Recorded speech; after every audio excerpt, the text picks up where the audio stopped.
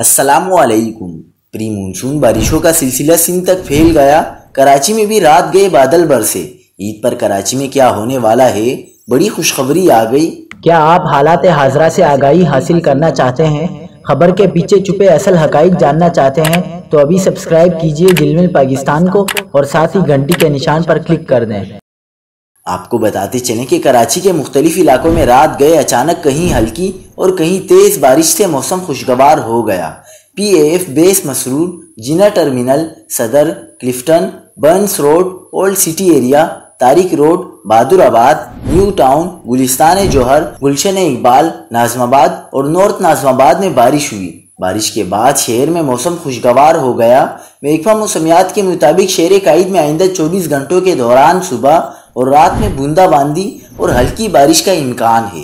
اس کے علاوہ عید الاضحیٰ پر بھی کراچی میں بارش ہو سکتی ہے۔